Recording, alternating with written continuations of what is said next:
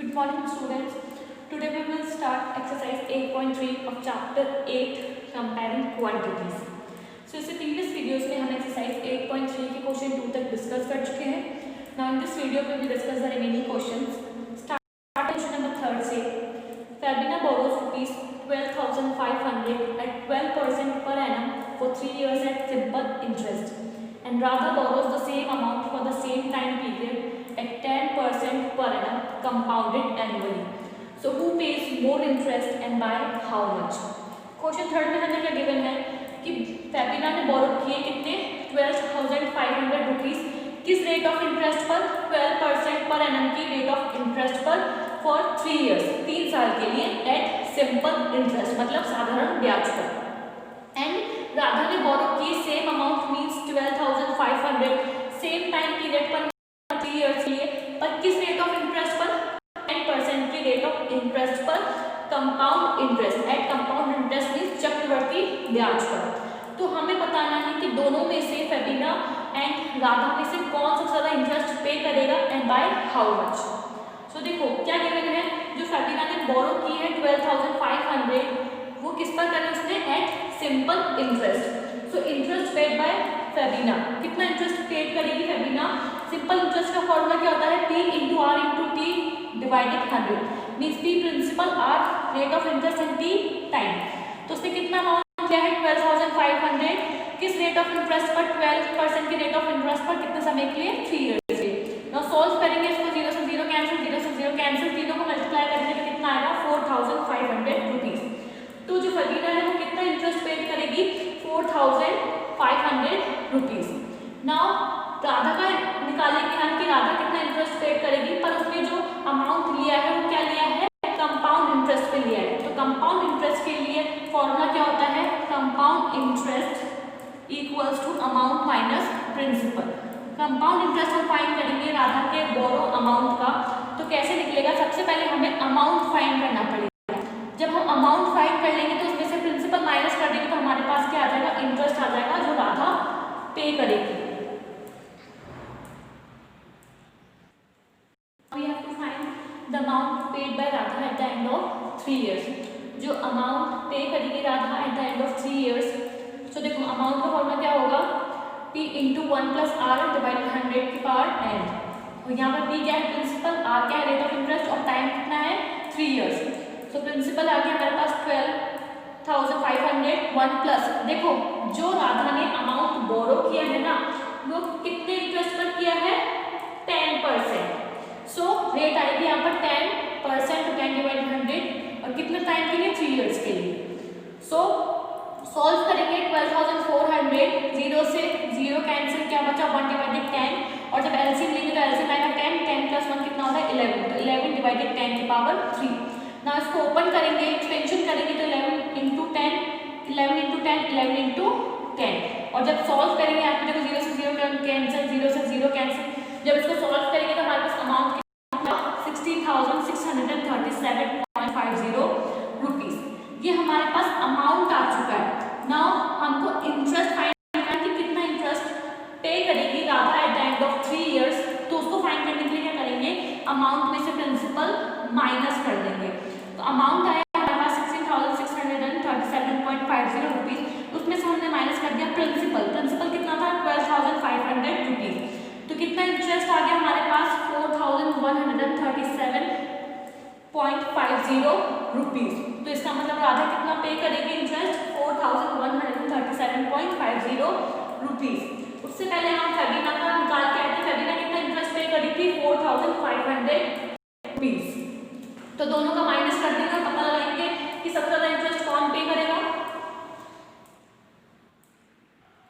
Now फैबिना को कितना interest आया था 4,500 रुपीज. राधा का निकाला तो कितना आया 4,137.50 रुपीज. माइनस कर देंगे फैबिना में से राधा का माइनस करा तो कितना आया 362.50 रुपीज. तो देखो फैबिना तो पे कर रही है 4,500 तो राधा पे कर रही है 4,137. तो कौन ज्यादा पे कर रहा है फैबिना पे कर रही है. और कितना ज्यादा पे कर रही है 362.50 rupees.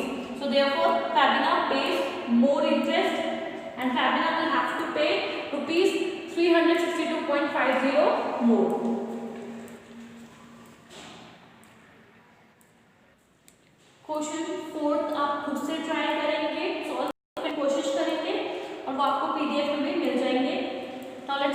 Question number 5th। Question 5th है, Vasudevan invested ₹60,000 and an interest rate of 12% per annum compounded half yearly. So what amount would he get first after 6 months and second after 1 year? So question 5th हमने क्या given है कि वासुदेवन ने invest किए ₹60,000 किस rate of interest पर 12% per annum की rate of interest पर कंपाउंडेड हाफ ईयरली। कितने टाइम के लिए? Half yearly. सो हमें बताना है कि कितना अमाउंट उसे मिलेगा फर्स्ट आफ्टर 6 मंथ्स के बाद और सेकंड आफ्टर 1 ईयर। सो सबसे पहले हम फाइंड करेंगे आफ्टर 6 मंथ उसको कितना अमाउंट मिलेगा। सो देखो कितना इन्वेस्ट कर रहा है वो, प्रिंसिपल कितना है 60,000, रेट कितनी गिवन है 12% पर एनम। पर जो ये हमें रेट गिवन है 12% वो पूरे साल की है पर एनम है, और उसने जो इन्वेस्ट किया है वो कितने के लिए करा है? Half yearly. तो 12 का हाफ कितना हो गया? 6% per annum. Now n is equals to 6 month. हमें फर्स्ट फाइंड करना है आफ्टर 6 मंथ उसको कितना मिलेगा। तो 6 मंथ किसके इक्वल होता है? 1 हाफ ईयर के। 1 हाफ ईयर के इक्वल होता है 6 मंथ। नाउ अमाउंट फाइंड करेंगे, तो अमाउंट फाइंड करेंगे p into bracket 1 plus r divided 100 की पावर n। p क्या है प्रिंसिपल, जो कि है 60,000, 1 प्लस डेट कितनी गिवन है 6%, तो 6 डिवाइडेड 100, और टाइम कितना गिवन है हमें 1 हाफ ईयर। नाउ सॉल्व करेंगे 60,000 1 प्लस इसको सॉल्व करेंगे तो देखो 2 3 6 एंड 2 5 10, तो 50 आ गया। एलसीएम ले लेंगे तो कितना आ जाएगा 50 प्लस 3 53 डिवाइडेड 50। नाउ सॉल्व करना है, सॉल्व कर सकते हैं, 0 से 0 कैंसिल। इस पूरे को सॉल्व करेंगे तो कितना आ जाएगा ₹63,600।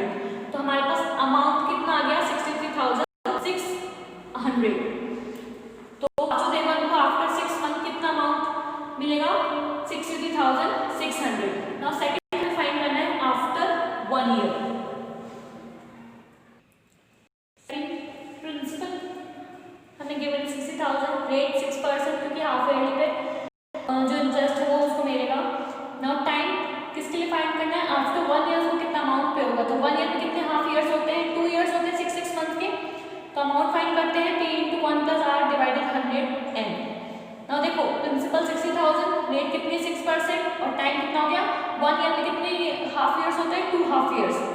सो 60,000 1 प्लस इसको सॉल्व करेंगे 2 3 6 इंटू 5 10, तो 50 आ गया। एलसीएम लेंगे तो कितना आ गया 53 डिवाइडेड 50 की पावर 2। ओपन करेंगे, एक्सपेंशन करेंगे तो 60,000 into 53 divided 50 into 53 divided 50। Now solve करेंगे इस पूरे को तो हमारे पास आएगा 67,460 रुपीज। तो वासुदेवन को आफ्टर 1 ईयर कितना अमाउंट मिलेगा 67,460 rupees. Question 6, Arif took a loan of ₹80,000 from a bank. If the rate of interest is 10% per annum, find the difference in amount he would be paying after 1.5 years if the interest is first compounded annually and second compounded half yearly. Question 6 में हमें क्या बोला है कि आरिफ ने loan लेता है कितने का 80,000 रुपीज का बैंक से, जिसकी रेट ऑफ इंटरेस्ट कितनी है 10% पर एनम। तो हमें फाइंड करना है कि वो कितना अमाउंट पे करेगा if the interest is compounded annually and compounded half yearly for 1.5 years। उन दोनों का हमें डिफरेंस फाइंड करना है। सो देखो सबसे पहले हम फाइंड करेंगे कंपाउंडेड एनुअली के लिए।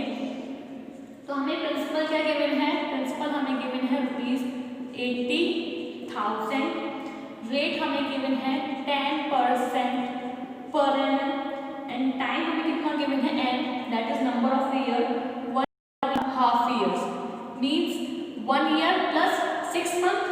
फिर क्या करेंगे हम अमाउंट कैलकुलेट करेंगे 1 ईयर एंड 6 मंथ का। कैसे कैलकुलेट करेंगे?